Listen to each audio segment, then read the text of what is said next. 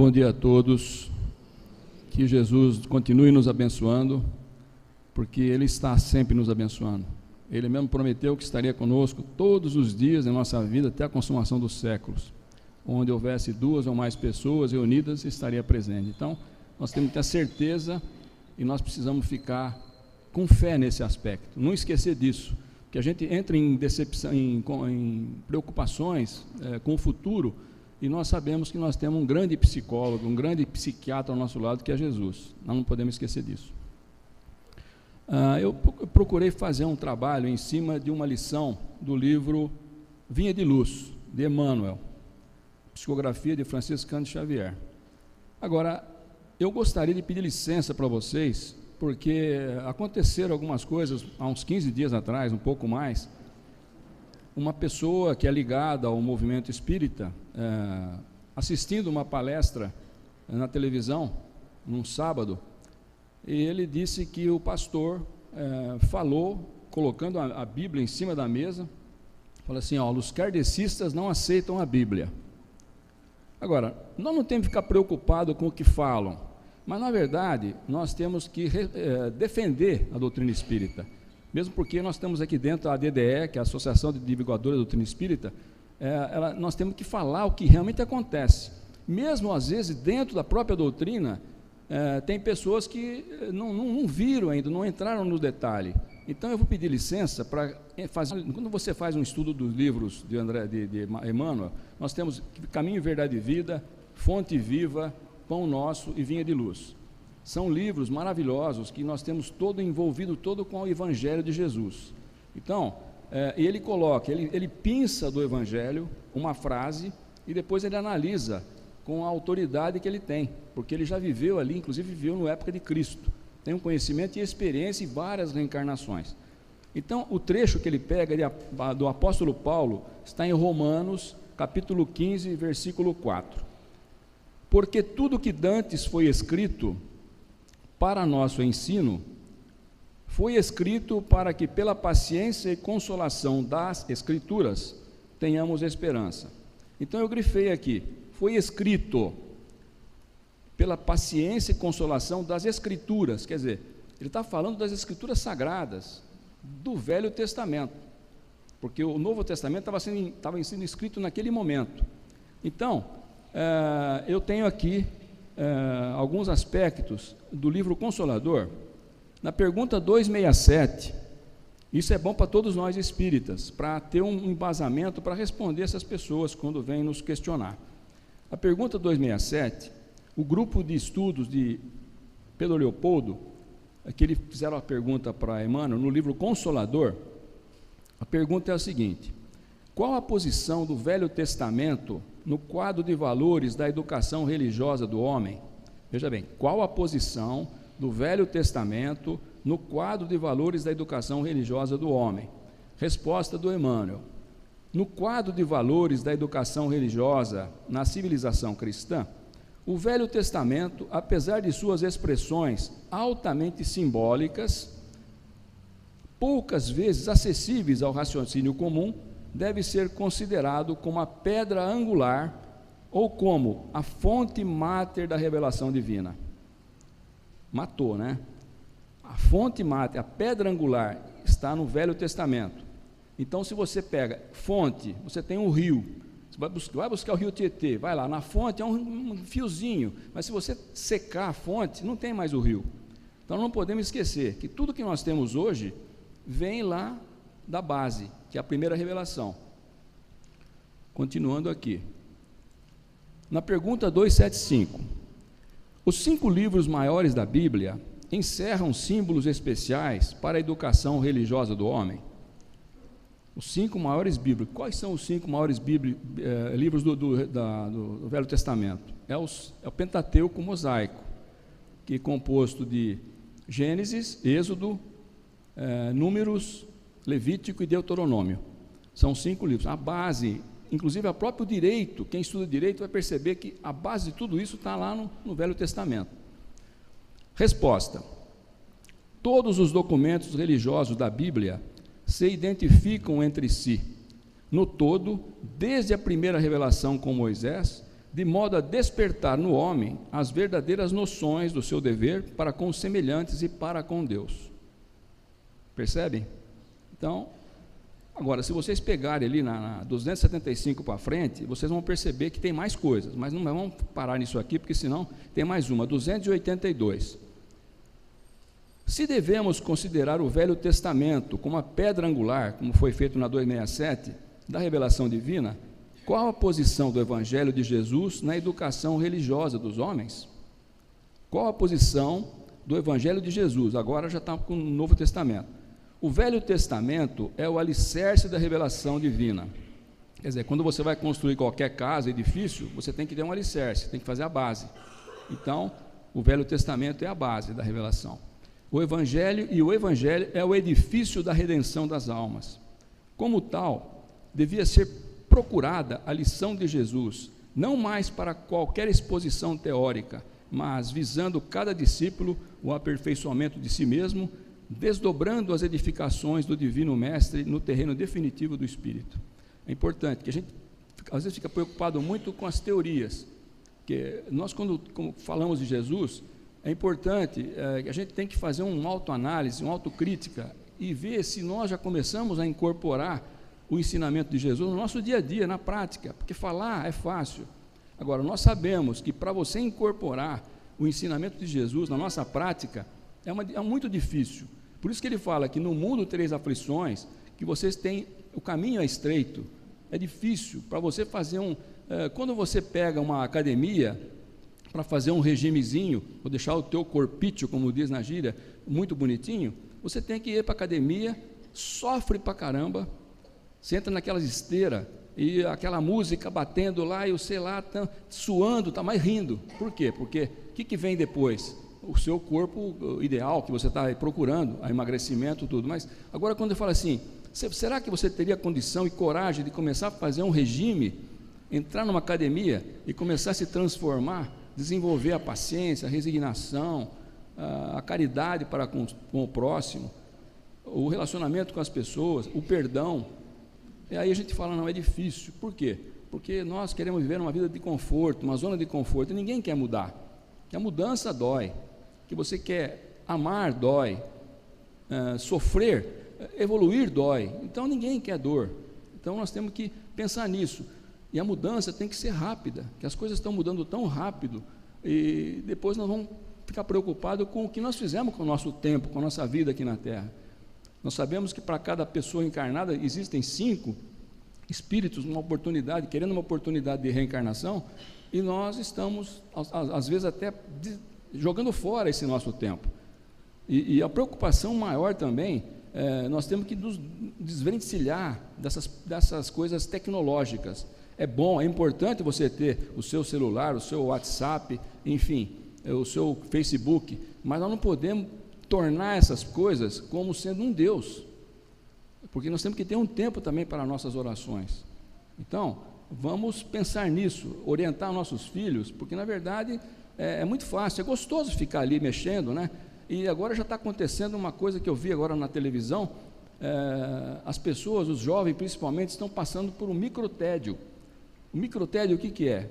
A pessoa que está conectada no seu celular, no seu Facebook, enfim, se cair a ligação lá, se cair a internet e ficar meia hora, 40 minutos, eles entram em tédio, porque não conseguem mais viver sem. Então, é muito importante isso. Bom, então agora nós vamos começar a análise da leitura Esperança, que é o livro do Vinha de Luz de Emmanuel.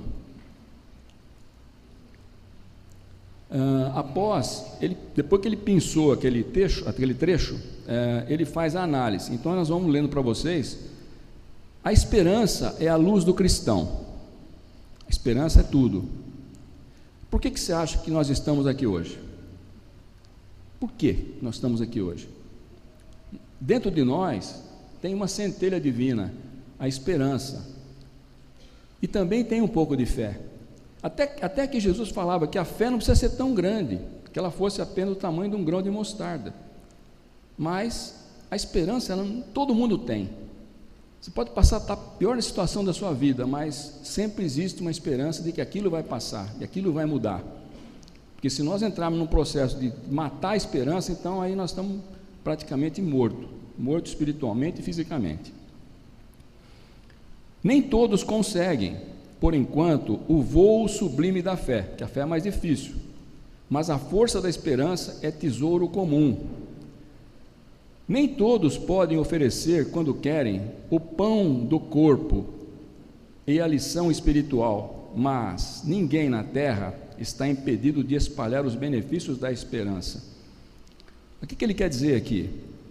Às vezes eu não tenho condições de ajudar uma pessoa financeiramente, alguma coisa, mas é o pão espiritual, é o pão físico. O pessoal falava sempre, quando ia visitar o Chico, falava assim: olha gente, nós precisamos ajudar as pessoas, fazer a cesta básica, ajudar com alimentos, mas a principal carência, a maior carência que existe nas pessoas é do pão espiritual. Então, se nós pudermos, se não tenho condição de o que oferecer, levar um abraço. Está provado que um abraço de 40 segundos, ele transmite muita vibração para a pessoa. As pessoas que estão em leitos de dor, quando são lavadas pela enfermeira, elas recebem, elas sentem a mudança. É uma coisa muito boa. Então, nós não podemos esquecer disso. Sorrir para as pessoas na rua.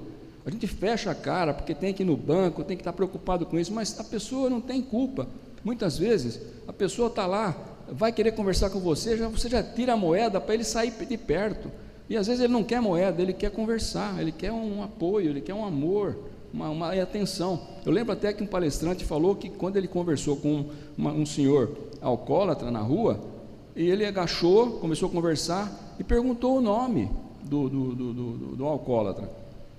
O alcoólatra começou a chorar. Nunca ninguém perguntou o nome dele. Veja bem como eles são carentes. Se vocês pegarem as pessoas que estão envolvidas em vícios e tal, tem um coração maravilhoso. Tudo, se você pedir alguma coisa, eles dão o que não tem, tão bom que eles são internamente. Então, vamos procurar fazer isso. As pessoas dão mais o nosso ouvido, porque a gente não sabe ouvir. Nós encontramos uma pessoa naquele dia atabalhoado no trânsito, ou em frente a um banco, a pessoa vai conversar com você, você não fala nada, deixa ele falar. E às vezes acontece isso, já aconteceu com várias pessoas. Você ouve a pessoa 40 minutos, depois de 6 meses você encontra aquela pessoa e fala assim: nossa, aquele dia que nós conversamos em frente ao Bradesco, você acredita que aquilo que nós conversamos, o que você falou para mim? Você fala assim: então eu não abri a boca. Mas o que aconteceu? Ela teve a oportunidade de falar, ela verbalizou aquilo que ela estava sentindo, ela transformou aquilo numa realidade, ela jogou para fora, melhorou a vida dela. Então, vamos pensar nisso. Tanto é que a Federação Espírita do Paraná, como a gente tem curso de oratória, e isso é uma verdade, parece ter uma piada, mas eles estão criando e já criaram o serviço de curso de escutatória, é para ensinar as pessoas a ouvir mais. Então nós temos a condição de espalhar os benefícios da esperança. E quantas vezes que nós não matamos a esperança das pessoas? A pessoa chega com você animado, todo alegre: olha, Rocha, eu estou com uma ideia, eu queria fazer isso. Fala assim: larga a mão, rapaz, você está louco, você não está vendo a televisão? A dificuldade, estamos passando uma fase difícil, uma crise. A pessoa vai encolhendo. Lógico, se você puder orientar, se você faz parte de tem um conhecimento científico, econômico, e você pode passar alguma orientação, mas não matar a esperança da pessoa. Não, você está louco, sai fora, fica quietinho que a coisa está complicada. Não, vamos incentivar a pessoa, que ela aproveitar o plus que ela tem, né, para ela crescer.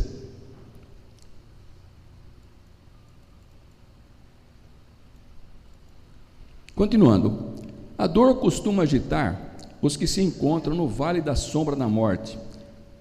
Vocês lembram disso aqui, né? Essa passagem, Vale da Sombra da Morte, lembra alguma coisa para vocês, que é um salmo que é bem conhecido, né? O Salmo 23.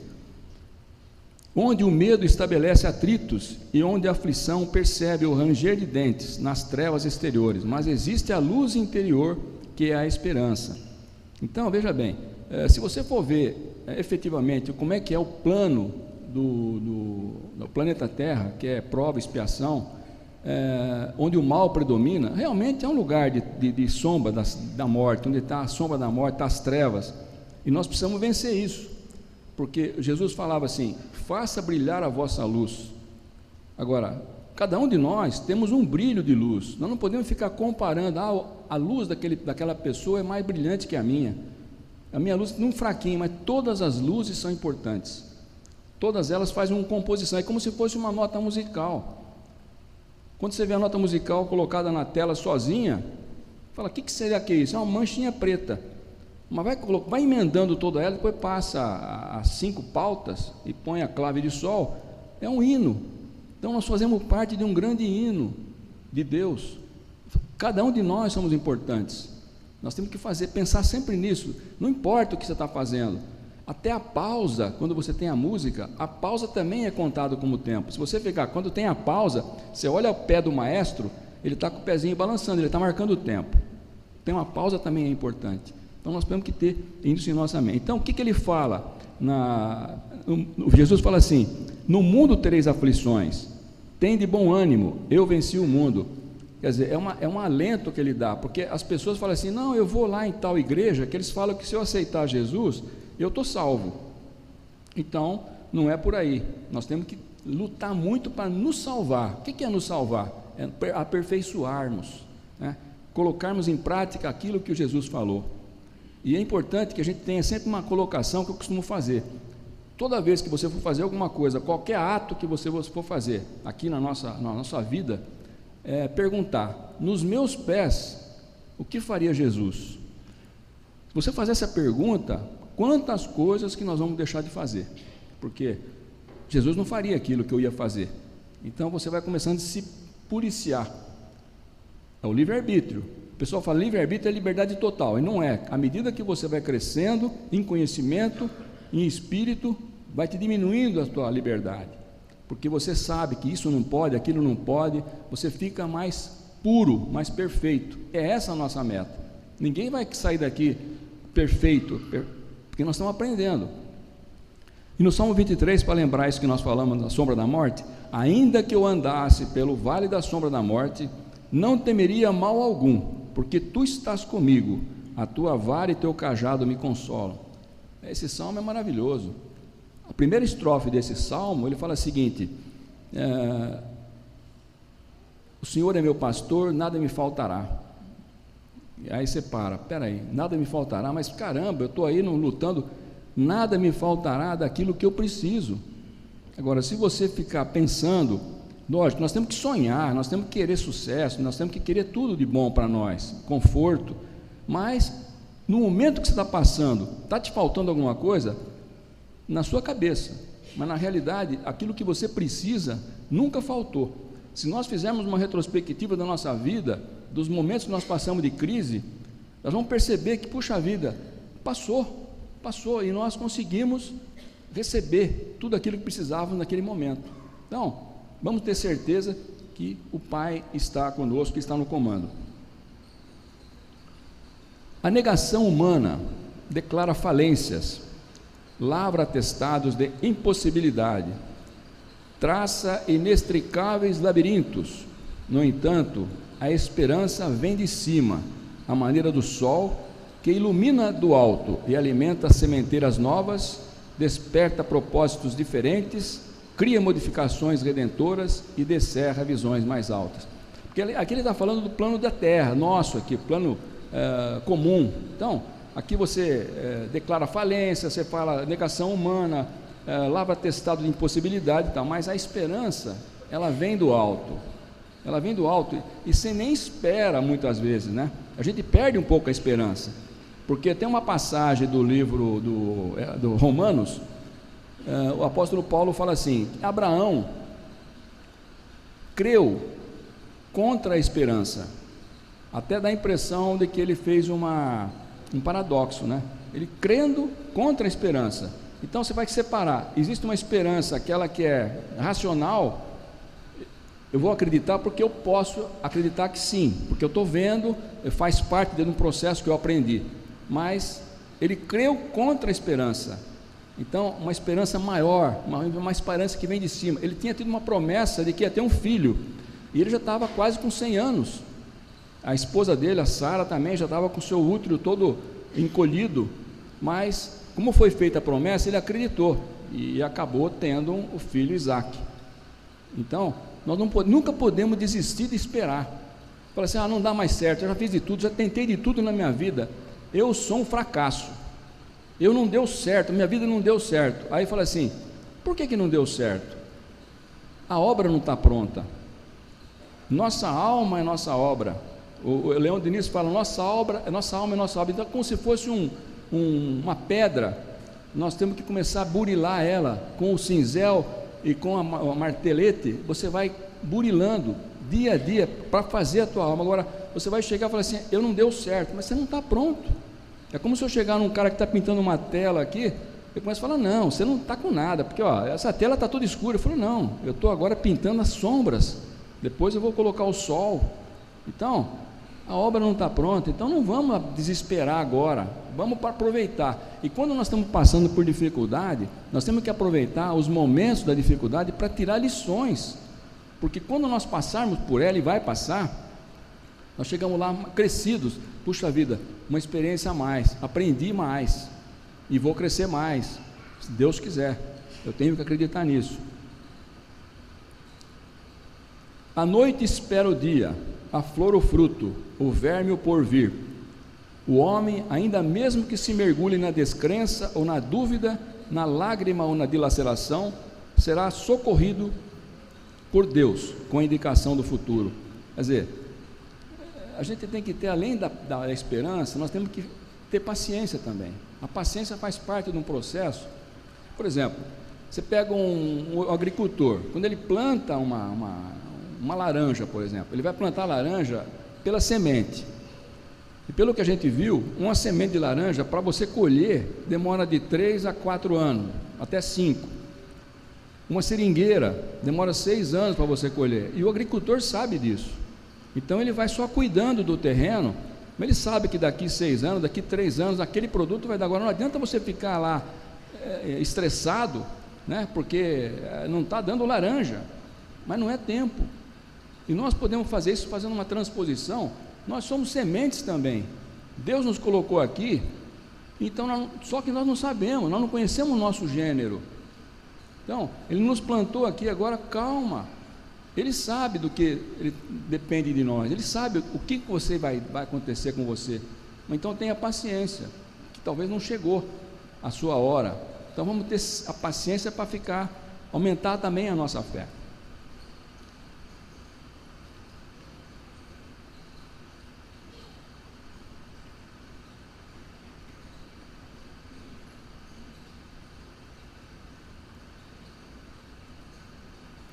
Jesus, na condição de mestre divino, sabe que os aprendizes nem sempre poderão acertar inteiramente, que os erros são próprios da escola evolutiva. E por isso mesmo, a esperança é um dos cânticos sublimes do seu evangelho de amor. Quer dizer, nós como pais, nós sabemos que nossos filhos erram. Quando você pede para os seus filhos, quando estão andando, vem meu filho, vem que eu estou aqui esperando. Ele vem, ele cai, ele bate a cabeça tal, mas ele vai e você vai dando força para ele, vem, até ele aprender a andar. Quando você leva o seu filho para aprender a andar de bicicleta, a sua filha, é também a mesma coisa, você está lá dando uma orientação, até que ele aprenda. Então, Jesus sabe que nós somos falhos, nós vamos errar muito ainda nessa encarnação, mas nós temos que procurar pensar mais naquilo que for fazer, para errar menos. Imensas têm sido até hoje as nossas quedas, mas a confiança do Cristo é sempre maior. Não nos percamos em lamentações, como nós lamentamos em tudo, nós reclamamos de tudo. Agora nós começamos a reclamar que está chovendo. Vocês perceberam? Até então estava uma seca terrível, começou a chover, nossa, está chovendo, não para de chover, minha roupa está embolorando no varal, eu não consigo secar. Então nunca está bom. Uma hora onde tem água, outra hora tem frio, outra hora tem calor, nós nunca estamos satisfeitos, infelizmente. Todo momento é instante de ouvir aquele que pronunciou, o vinde a mim. Todo instante. Lembrar Jesus, vinde a mim, você está cansado, oprimido, vinde a mim. Agora tem que ter um negócio na nossa cabeça. Ele falou assim, vinde a mim, todos os que estão cansados e oprimidos, que eu vos aliviarei. Ele não fala, eu curarei. Ele vai aliviar, porque o que nós temos que passar é bom para nós passarmos. Agora, com Jesus do nosso lado, no coração, fica mais fácil a nossa meta, o nosso trabalho, o nosso percurso, porque o percurso que é difícil, a gente sabe que nascer é fácil e morrer é fácil, mas o percurso, né, do berço até o túmulo, é que nós não sabemos o que vai acontecer na nossa vida. Então isso nós vamos ter muita surpresa. Então nós temos que ter esse nosso guia e modelo, que é da pergunta 625 do Livro dos Espíritos. O que nós temos, né, de exemplo? Resposta, Jesus. Então ele é o nosso guia, porque eu falo assim, mas guia é só para quem está fazendo uma caminhada, e nós estamos fazendo uma caminhada do berço até o túmulo, é uma caminhada. Então, com Jesus como nosso guia, ficamos tranquilos que nós vamos dar tudo certo. Levantemo-nos e prossigamos convictos de que o Senhor nos ofereceu a luz da esperança, a fim de acendermos em nós mesmos a luz da santificação espiritual. Aqui tem uma frase que eu achei muito bonita. A esperança é um elemento fundamental da fé cristã, que nos permite ver o invisível, esperar o inesperado e alcançar o inatingível. Por meio dela, vislumbramos dias melhores e a solução dos nossos problemas, e preparamos a nossa mente para receber o que o Senhor tem projetado para nós. Quer dizer, então, sem esperança, meus irmãos, nós estamos, como diz na gíria, no sal, e agora no pré-sal. Eu tenho, só para terminar, eu tenho uma mensagem aqui, seria uma espécie de uma historinha, que é bom a gente ter isso aqui, é como se fosse uma metáfora. A estrela verde. Era uma vez milhões e milhões de estrelas no céu. Havia estrelas de todas as cores, brancas, lilazes, prateadas, douradas, vermelhas, azuis. Um dia elas procuraram o Senhor Deus Todo-Poderoso, o Senhor Deus do Universo, e disseram-lhe: Senhor, gostaríamos de viver na terra entre os homens. Assim será feito, respondeu Deus. Conservarei todas vocês pequenas, como são vistas, e podem descer à terra. Conta-se que naquela noite houve uma linda chuva de estrelas. Algumas se alinharam nas torres das igrejas, outras foram brincar e correr com os vagalumes nos campos, outras se misturaram aos brinquedos das crianças, e a terra ficou maravilhosamente iluminada. Porém, passado algum tempo, as estrelas resolveram abandonar os homens e voltar para o céu, deixando a terra escura e triste. Por que voltaram? Perguntou Deus, à medida que elas chegavam ao céu. Senhor, não nos foi possível permanecer na terra. Lá existe muita miséria, muita desgraça, muita fome, muita violência, muita guerra, muita maldade e muita doença. E o Senhor disse: claro, o lugar real de vocês é aqui no céu. A terra é o lugar daquele que morre e onde nada é perfeito. Aqui no céu é o lugar da perfeição, o lugar onde tudo é eterno, onde nada perece. Depois de chegarem todas as estrelas e conferido o seu número, Deus falou de novo: mas está faltando uma estrela. Perdeu-se no caminho? Um anjo que estava perto retrucou: não, Senhor, uma estrela resolveu ficar entre os homens. Ela descobriu que o seu lugar é exatamente onde existe imperfeição, onde há limites, onde as coisas não vão bem. Mas que estrela é essa? Voltou Deus a perguntar. Por coincidência, Senhor, era a única estrela dessa cor. E qual a cor dessa estrela? Insistiu Deus. E o anjo disse: a estrela verde, Senhor, a estrela verde do sentimento de esperança. Então, quando olharam para a terra, a estrela já não estava mais só. A terra estava totalmente iluminada, porque havia uma estrela verde no coração de cada pessoa. porque o único sentimento que o homem tem e Deus não tem é a esperança. Deus já conhece o futuro e a esperança é a própria da natureza humana, própria daquele que cai. Então, meus irmãos, é uma historinha bacana, que é para encerrar o nosso trabalho nessa noite, nessa manhã. E a gente espera que vocês retornem para os seus lares carregados com o sentimento verde do coração, a luz verde da esperança, para que vocês possam enfrentar, nós todos possamos enfrentar as dificuldades que poderão aparecer no nosso percurso. Muito obrigado a todos, atenção.